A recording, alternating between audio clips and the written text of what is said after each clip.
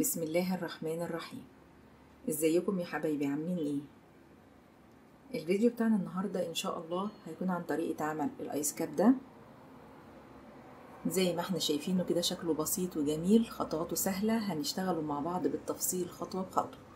اشتغلتوا لمقاس كبار بنفس الخطوات هتقدري تنفذيه لاي سن وباي مقاس انت عايزاه.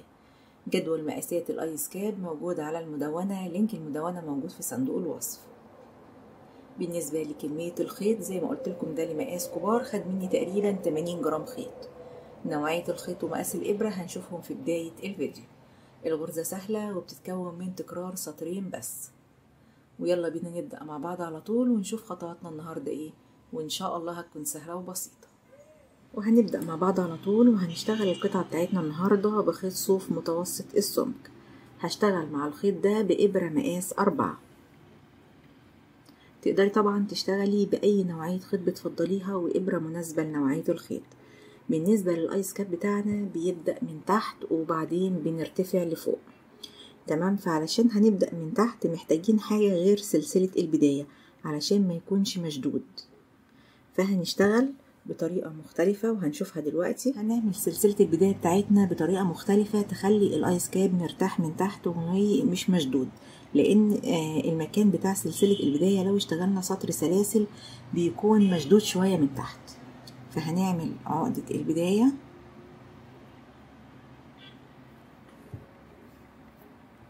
ناخد بالنا هرتفع 1 2 3 سلاسل.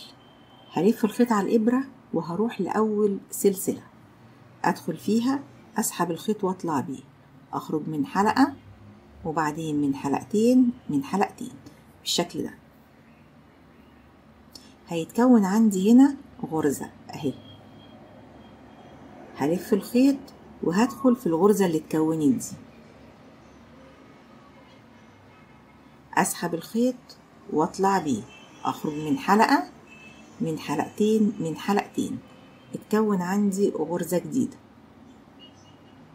ألف الخيط وأدخل في الغرزة اللي اتكونت دي، أسحب الخيط وأطلع بيه، أخرج من حلقة من حلقتين ألف الخيط وهلاقي اتكون عندي غرزة جديدة. أدخل تحت حلقتين الغرزة، أسحب الخيط وأطلع بيه، أخرج من حلقة من حلقتين ألف الخيط وهلاقي هنا اتكون عندي برضو غرزة جديدة. أدخل كده تحت حلقتين الغرزة بالشكل ده، أسحب الخيط وأطلع بيه، أخرج من حلقة من حلقتين ألف الخيط وأروح للغرزة الجديدة اللي اتكونت، أسحب الخيط وأطلع بيه، أخرج من حلقة. بصوا الحلقة اللي بخرج منها في الأول دي بتكون لي غرزة هنا، وبعدين حلقتين ألف الخيط وأروح للغرزة اللي اتكونت، أخرج من حلقة من حلقتين بالشكل ده. عندي هنا في غرزة اتكونت، ناخد بالنا هنلاقي في غرزة هنا اتكونت. ألف الخيط وأدخل تحت حلقتين الغرزة، أسحب الخيط وأطلع بيه، أخرج من حلقة من حلقتين ألف الخيط وأروح للغرزة الجديدة اللي اتكونت أهي. أدخل كده تحت حلقتين الغرزة، أسحب الخيط وأطلع بيه، أخرج من حلقة من حلقتين ألف الخيط وأروح للغرزة الجديدة أهي. ده شكل السطر بتاعي زي ما احنا شايفين. هروح تحت الغرزة الجديدة، أسحب الخيط وأطلع بيه، أخرج من حلقة من حلقتين نقرب أكتر أهو كده تكون عندي غرزة أهي. أسحب الخيط وأطلع بيه، أخرج من حلقة وبعدين من حلقتين ألف الخيط وأروح للغرزة الأخيرة اللي اتكونت أهي. أخرج من حلقة من حلقتين هنلاقي عندنا سطر عواميد بيكمل معانا اهو، وده هيخلي الغرزة بتاعتنا مش مشدودة، بالعكس هي غرزة مطاطة وبتكون بداية مشروع كويس لو مش محتاجة سطر البداية يكون مشدود بالشكل ده. طيب دلوقتي هنفضل نشتغل كده لغاية ما نوصل كام غرزة. احنا محتاجين ان سطر البداية بتاعنا يكون من مضاعفات العدد 6. طيب بمقاس ايه؟ بمقاس محيط دوران الراس ناقص 5 سنتي. يعني انا بشتغل القطعة بتاعتي لمقاس كبير. مقاس محيط دوران الراس المفروض يكون 58 سنتي. انا هشتغل لغاية القطعة دي ما توصل ل 53 بس. تمام؟ وتكون عدد العواميد اللي فيها من مضاعفات العدد 6. يعني لو بصينا هنا هنلاقي ادي عمود 2 3 4 5 6 7 8 بالشكل ده. بنبدأ نعد اهو. اشتغلت سلسلة البداية وراعيت فيها تكون بمقاس محيط دوران الراس ناقص 5 سنتي. بشتغل القطعة بتاعتي لمقاس كبار. مقاس محيط دوران الراس 58 سنتي. اشتغلت القطعة بتاعتي بمقاس 53 سنتي. راعيت فيها تكون من مضاعفات العدد 6. طلعت معايا 72 غرزة أو 72 سلسلة. طيب دلوقتي أول خطوة هنعملها، هنعدل القطعة بتاعتنا كده. ناخد بالنا إن السطر بتاعنا ليه وش وليه ظهر. هنعدل كده، هنخلي الظهر بالشكل ده، وهنجيب الطرف التاني بالشكل ده كده اهو علشان يكون على الوش. وهروح على اول غرزة عندي ادخل فيها، اسحب الخيط واطلع بيه واعمل منزلقة. هنلاقي في فتحة صغيرة هنا هنقفلها بطرف سلسلة البداية واحنا بننضف القطعة بتاعتنا. وده الشكل اللي عندي، السطر بتاعي على الوش بالشكل ده، وده ظهر السطر كده. القطعة بتاعتنا بقت مرنة معانا مش مشدودة. طيب هنقرب اكتر اهو. هنبدأ دلوقتي أول سطر هرتفع سلسلتين واعتبرهم بعمود. هروح على عمود رقم 2 واشتغل عليه عمود خلفي. العمود رقم 3 عمود خلفي. يبقى كده عندي هعتبر ان سلاسل الارتفاع دي بعمود خلفي، وادي 2 عمود كمان، يبقى انا كده معايا 3 عمود خلفي. دلوقتي ال3 عواميد دول هشتغل عليهم 3 عمود امامي. عمود امامي، ادخل من قبل العمود وادفع بيه على الابرة، اسحب الخيط واطلع بيه واعمل عمود امامي. العمود اللي بعديه عمود امامي. يبقى كده معايا 3 عمود امامي. ال3 دول هشتغلهم 3 عمود خلفي. عمود خلفي، عمود خلفي، عمود خلفي.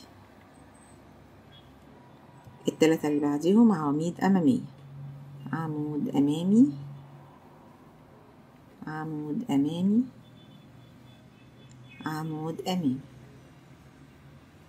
ال3 اللي بعديهم عواميد خلفية. بشتغل 3 عمود خلفي و3 عمود امامي، واكمل على نفس النمط لنهاية السطر بالشكل ده. 3 عمود خلفي، 3 عمود امامي. كملت السطر بتاعي على نفس النمط. اخر حاجة عملتها عملت 3 عمود امامي. هروح دلوقتي على طول لسلاسل الارتفاع، ادخل فيها، اسحب الخيط واطلع بيه واعمل منزلقة. هنبدأ السطر الجديد بارتفاع سلسلتين وبعتبرهم اول عمود، والعمود رقم 2 بيكون عمود خلفي. العمود رقم 3 بيكون عمود خلفي. هيقابلني هنا 3 عمود امامي، هشتغل عليهم 3 عمود امامي.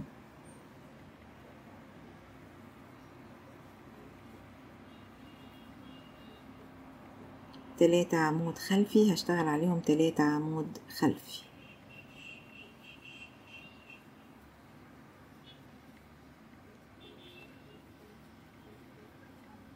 3 عمود امامي، هشتغل عليهم 3 عمود امامي، واكمل على نفس النمط لنهاية السطر.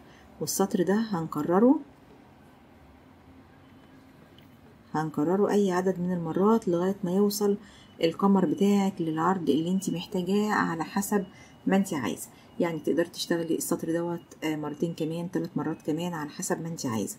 فوق العواميد الامامية بنشتغل عواميد امامية، وفوق العواميد الخلفية بنشتغل عواميد خلفية، لغاية ما يوصل عرض القمر اللي انت حابة، الارتفاع اللي انت عايزاه. هنرجع ونكمل سوا. اشتغلت على القمر. اشتغلت كام سطر؟ اشتغلت 4 سطور، 1 2 3 4 بالشكل ده. تقدري تزودي او تقللي زي ما انت عايزة. ده شكل القمر بتاعنا. هروح دلوقتي على تاني سلسلة ارتفاع، ادخل فيها اسحب الخيط واطلع بيه واعمل منزلقة. هنبدأ دلوقتي النمط بتاعنا. بداية السطر هرتفع 3 سلاسل، ودول محسوبين معايا مجرد ارتفاع، يعني مش محسوبين من الغرز. هلف الخيط على الإبرة مرتين وهتخطى ال3 غرز دول أو ال3 عواميد دول، وهروح لل3 عواميد الأماميين اللي بعديهم. أروح لأول عمود، أدخل من قبليه وأدفع بيه على الإبرة، أسحب الخيط وأطلع بيه وأعمل عمود أمامي من لفتين. ألف الخيط على الإبرة مرتين وأروح للعمود اللي بعديه وأشتغل عمود أمامي من لفتين. ألف الخيط على الإبرة مرتين وأروح للعمود اللي بعديه وأشتغل عمود أمامي من لفتين بالشكل ده. طيب بالنسبة لل3 عواميد اللي أنا سبتهم، هلف الخيط على الإبرة مرتين وهروح لأول عمود اللي هو سلاسل الارتفاع. زي ما قلنا سلاسل الارتفاع اللي عملناها دلوقتي في بداية السطر مش محسوبة معانا، فهروح لأول غرزة، أدخل من ورا من هنا كده واروح لأول غرزة عندي أدخل فيها. ممكن نتني ال3 عواميد دول لقدام فهيظهر عندنا الغرز واضحة، يعني نمسك كده ونتني كده هيظهر عندنا ال3 غرز اهم، دول اللي احنا هنشتغل عليهم. هروح لأول غرزة أدخل فيها، أسحب الخيط وأطلع بيه وأعمل عمود بلفتين، مش أمامي لأ، عمود عادي. ألف الخيط على الإبرة مرتين وأدخل من الظهر كده وأروح للغرزة التانية أهي، هدخل كده هو بالشكل ده وأعمل عمود بلفتين، عمود عادي. ألف الخيط على الإبرة مرتين وأروح للعمود التالت، ناخد بالنا أهو، شايفينه أهو، هدخل فيه كده وأعمل عمود بلفتين. بقى ده الشكل اللي عندي. اللي عملته ده هو اللي هكرره. هلف الخيط على الإبرة مرتين واتخطى ال3 عمود خلفي واروح لل3 عواميد الأمامي. أروح لأول عمود أدخل من قبليه وأدفع بيه على الإبرة، أسحب الخيط وأطلع بيه وأعمل عمود أمامي من لفتين. ألف الخيط على الإبرة مرتين وأروح للعمود اللي بعديه وأشتغل عمود أمامي من لفتين. العمود اللي بعديه أو العمود رقم 3 عمود أمامي من لفتين بالشكل ده. طيب ال3 عواميد اللي أنا سبتهم هعمل فيهم إيه؟ اللي هما العواميد الخلفية هعمل فيهم إيه؟ هلف الخيط على الإبرة مرتين وأرجع لهم من الظهر من هنا كده، أخد أول عمود فيهم وأشتغل عليه عمود من لفتين، عمود عادي مش أمامي. العمود اللي بعديه برضو هرجع كده من الظهر واروح له اهو واشتغل عمود من لفتين. العمود التالت برضو هرجع له من الظهر من هنا كده اهو، هنلاقيه هنا اهو، ده تالت عمود. هرجع كده من الظهر واشتغل عليه عمود بلفتين بالشكل ده. هنكرر النمط مرة كمان. ألف الخيط على الإبرة مرتين واتخطى ال3 عمود خلفي اهو، وهروح لل3 عواميد أمامي. أروح لأول عمود واشتغل عليه عمود أمامي من لفتين. العمود اللي بعديه عمود أمامي من لفتين. العمود اللي بعديه عمود أمامي من لفتين بالشكل ده. طيب ال3 عواميد اللي سبناهم هنرجع لهم، ممكن نتني كده علشان يبقوا ظاهرين معانا اهم. لو تنينا كده هنلاقي ال3 عواميد اهم ظاهرين. هروح لأول عمود فيهم واشتغل عليه عمود بلفتين. العمود اللي بعديه عمود من لفتين، عمود عادي مش أمامي. العمود اللي بعديه عمود من لفتين بالشكل ده.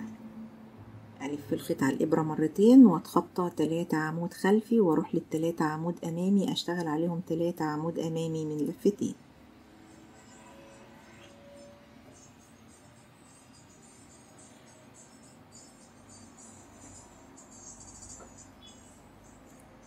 ألف الخيط على الإبرة مرتين وأرجع من الظهر من هنا كده، أروح لأول عمود خلفي أهو، أدخل فيه وأعمل عمود من لفتين، عمود عادي مش أمامي.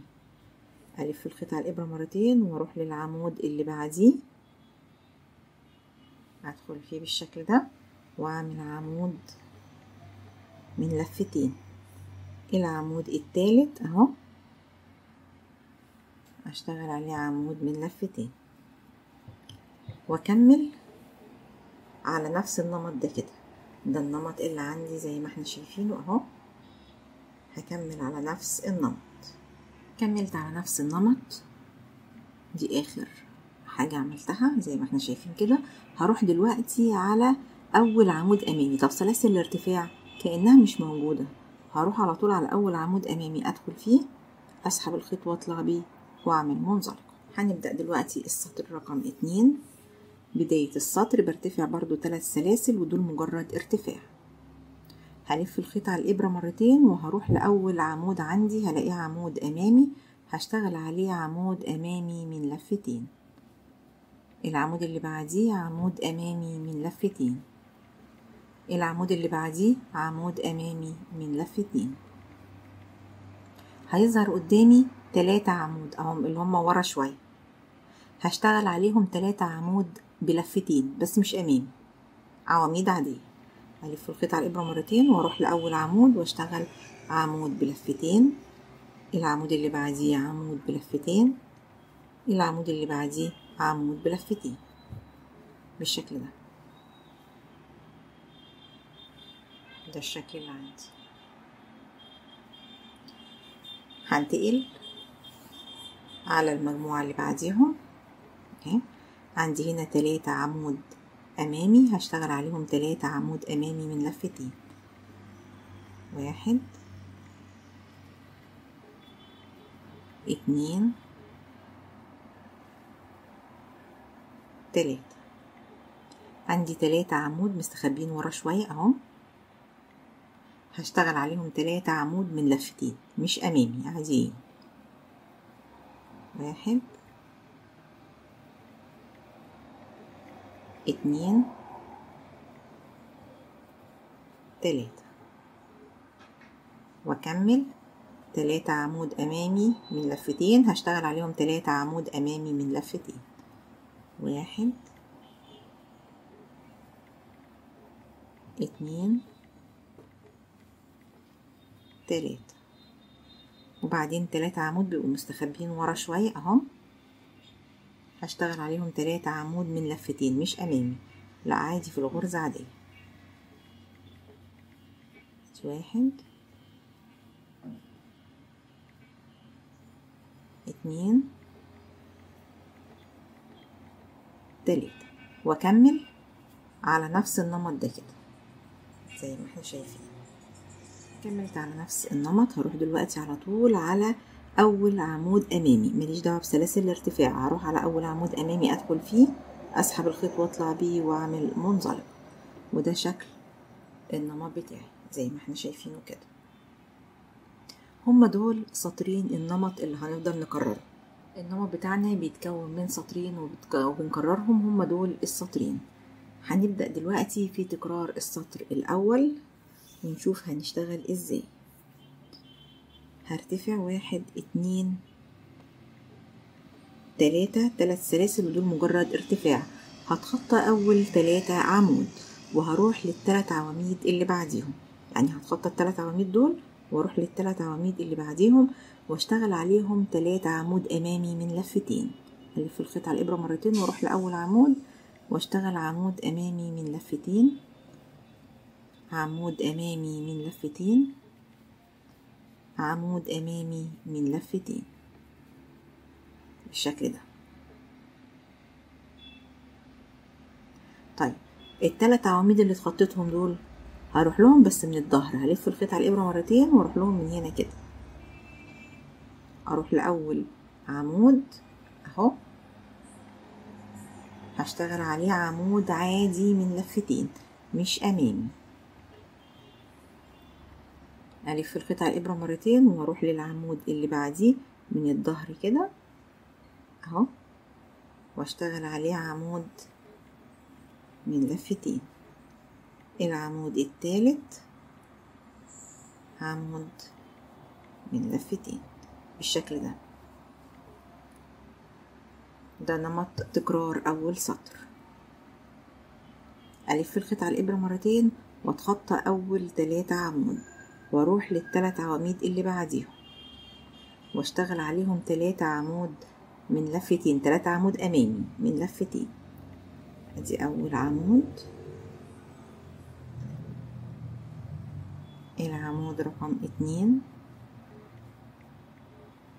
العمود رقم 3 بالشكل ده. طيب ال3 عواميد اللي انا سبتهم هنا اهم، هلف الخيط على الابره مرتين واروح لاول عمود فيهم، هشتغل عليه عمود من لفتين. ناخد بالنا اهم كده واضحين قدامنا. الف الخيط على الابره مرتين واروح للعمود رقم 2 واشتغل عمود من لفتين. العمود رقم 3 عمود من لفتين بالشكل ده. الف الخيط على الابره مرتين وانتقل للمجموعه اللي بعدها، اسيب اول 3 عمود واروح لل3 عواميد اللي بعديهم واشتغل عليهم 3 عمود امامي من لفتين. 1 2 3. ال3 اللي سبتهم دول هعمل فيهم ايه؟ هلف الخيط على الابره مرتين وارجع لهم من الظهر من هنا كده، اخد اول عمود واشتغل عليه عمود بلفتين عادي مش امامي. الف الخيط على الابره مرتين واروح للعمود اللي بعديه عمود بلفتين مش امامي، اروح للعمود اللي بعديه عمود عادي من لفتين مش امامي بالشكل ده.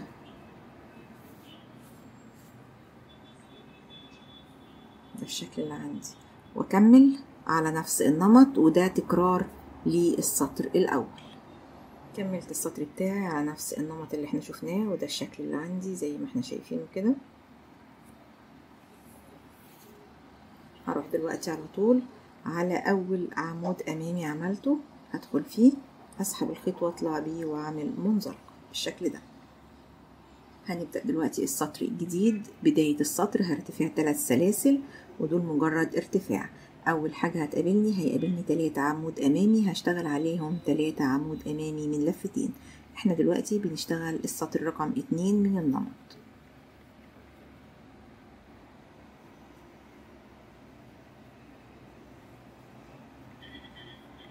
بالشكل ده. طيب في 3 عمود مستخبيين ورا شوية اهم، دول هنشتغل عليهم 3 عمود من لفتين مش امامي. 1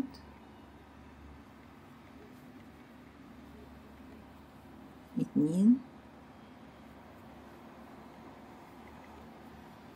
3 بالشكل ده.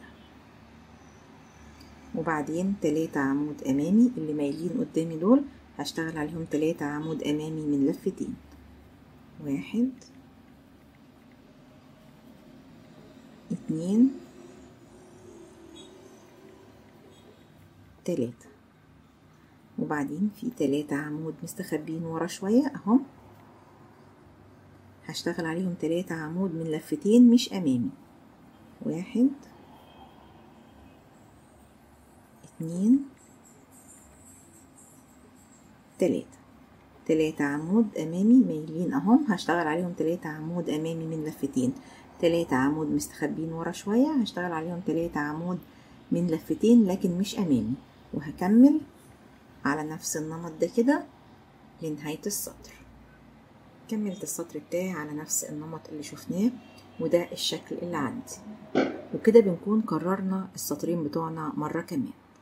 هنفضل نشتغل ونكرر في سطور على نفس النمط اللي احنا شفناه كده، هما السطرين دول لغاية ما يوصل الايس كاب او الطاقية بتاعتنا للطول المطلوب. طيب ايه هو الطول؟ هنرجع تاني لجدول مقاسات الايس كاب وهنطلع طول الايس كاب او طول القبعة او طول الطاقية على حسب ما يكون مكتوب، وبنقيس من عند اول سطر من سطور القمر لغاية اخر سطر نشتغله. عايزين نوصل الطاقية بتاعتنا لطول الايس كاب ناقص 2 سنتي او 3 سنتي، لان لسه في كام سطر هنشتغلهم ونلم بيهم الايس كاب من فوق. يبقى هتفضلي تشتغلي وتكرري في السطرين دول لغاية الايس كاب بتاعك ما يوصل للطول المطلوب على حسب ما يكون مكتوب في الجدول، ناقص من 2 ل 3 سنتي، ودول هنشتغلهم مع بعض وهنلم بيهم فتحة الايس كاب من فوق. فضلت اشتغل واكرر في السطور لغاية ما وصل الايس كاب بتاعي للطول المطلوب. انا بشتغل لمقاس كبار، المفروض ان طول الايس كاب يكون 23 سنتي، انا وصلته ل20 سنتي، وهنشتغل مع بعض الكام سطر اللي فاضلين علشان نلم الايس كاب من فوق. ده الشكل اللي عندي، ده شكل النمط بتاعنا زي ما احنا شايفينه كده، وشوفنا السطرين اللي بنكررهم. هنشوف دلوقتي هنشتغل التناقص ازاي. هروح على اول عمود امامي اعمل منزلقة وانهي السطر. بداية السطر الجديد هرتفع 3 سلاسل واعتبرهم مجرد ارتفاع، هتخطى اول 3 عمود واروح لل3 عواميد اللي بعديهم. هروح لاول عمود منهم واشتغل عليه عمود امامي من لفتين.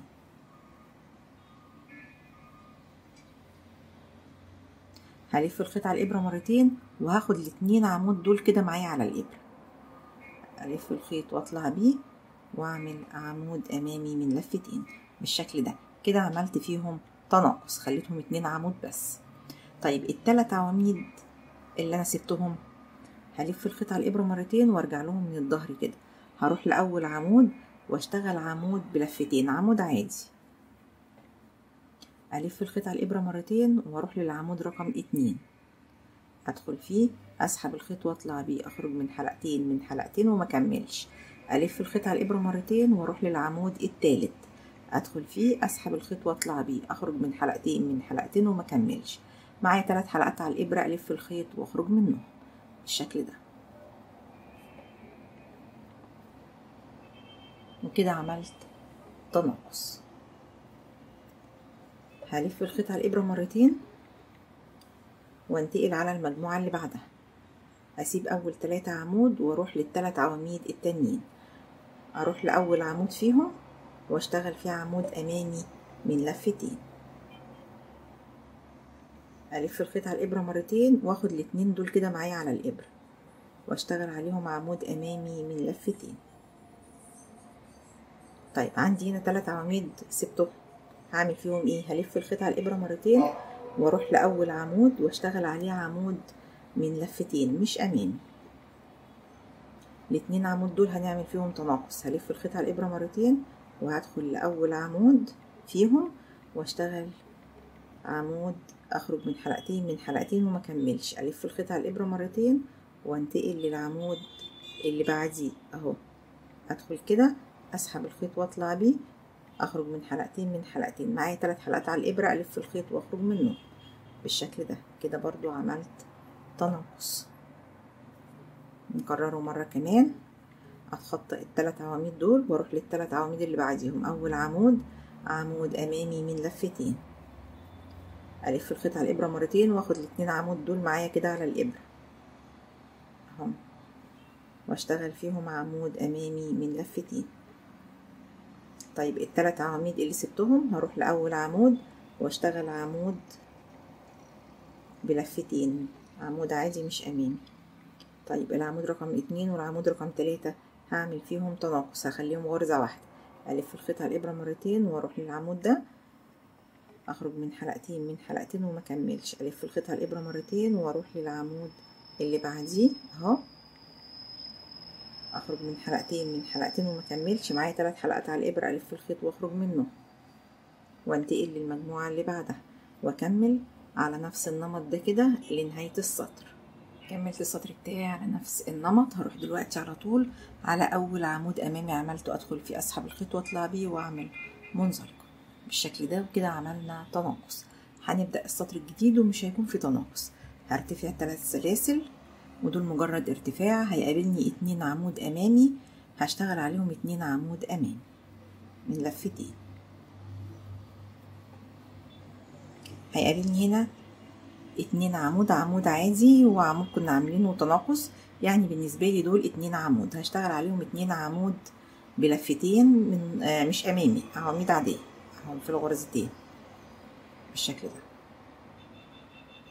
وبعدين عندي هنا 2 عمود امامي اللي هما مايلين شوية دول هشتغل عليهم 2 عمود امامي من لفتين.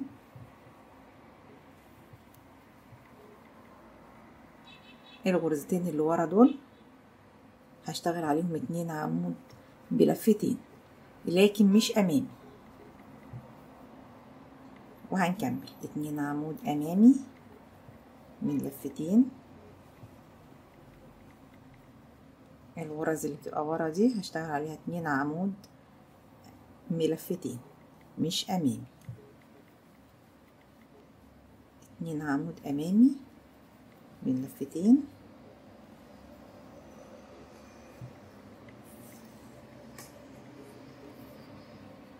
دول 2 عمود بلفتين، وهكمل على نفس النمط لنهاية السطر بالشكل ده. وبكده انتهى السطر بتاعي، وزي ما احنا شايفين هنحس ان هي بدأت تلم شوية من فوق القطعة بتاعتنا. هروح دلوقتي على طول على اول عمود امامي واعمل منزلقة. هنبدأ السطر الجديد.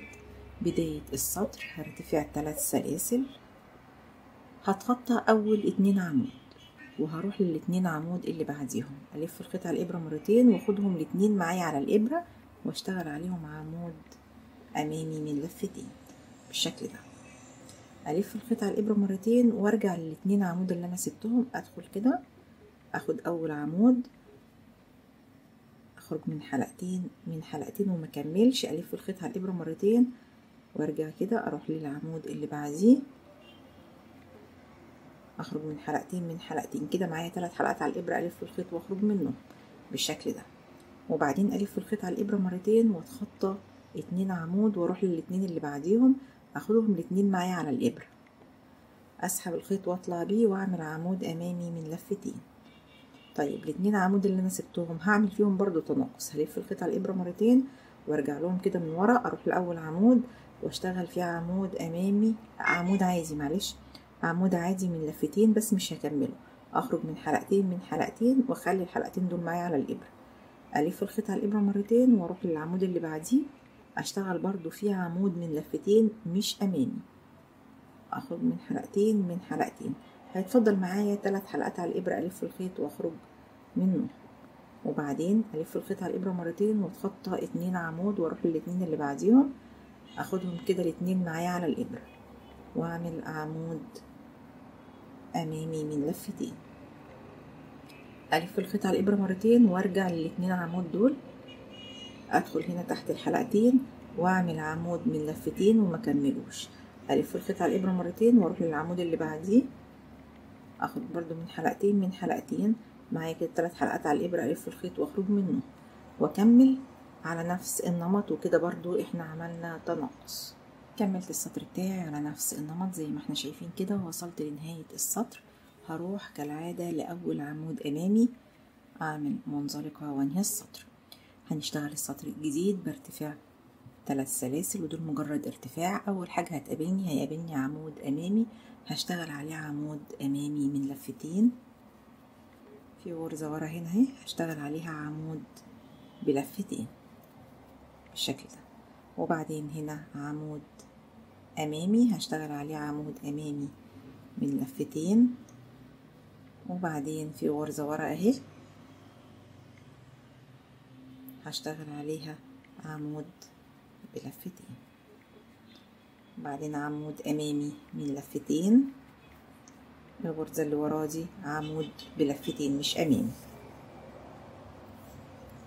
عمود أمامي من لفتين، الغرزة اللي ورا دي عمود بلفتين مش أمامي، وهكمل على نفس النمط كده لنهاية السطر.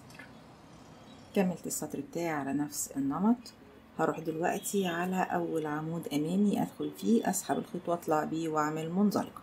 هعمل سلسلة واحدة للامان وهقص الخيط طويل شوية علشان هقفل بيه الفراغ اللي فوق او الحلقة اللي فوق دي.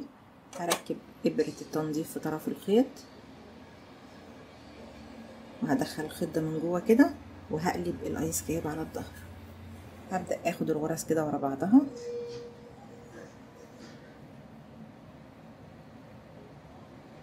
بالشكل ده.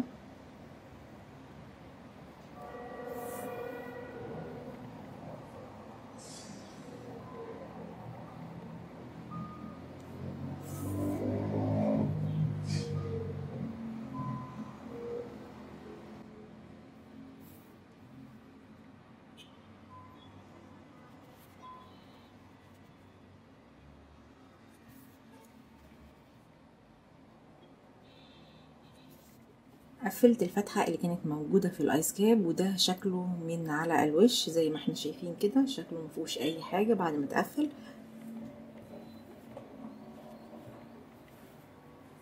ده شكل الايس كاب بتاعنا. طبعا في فتحة صغيرة هنا هنقفلها برضو بطرف الخيط اهي. هنيجي هنا على اول غرزة عندنا هندخل كده وهنقفل.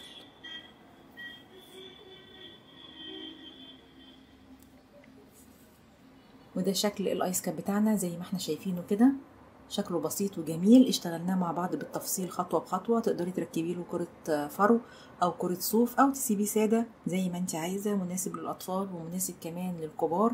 انا اشتغلته بمقاس كبار، خد مني تقريبا 80 جرام خيط. نوعية الخيط ومقاس الابرة شفناهم في بداية الفيديو. ده الشكل اللي عندي، وده شكل الايس كاب بعد ما ركبت له كرة الفرو دي. زي ما قلنا تقدري تركبي كرة فرو او كرة صوف او تستغني عنها خالص. وبكده الفيديو بتاعنا النهارده خلص. يا رب يكون عجبكم واشوفكم ان شاء الله في فيديوهات جديده. اي اسئله او استفسارات سيبوها لي في التعليقات وان شاء الله هرد عليها. مع السلامه.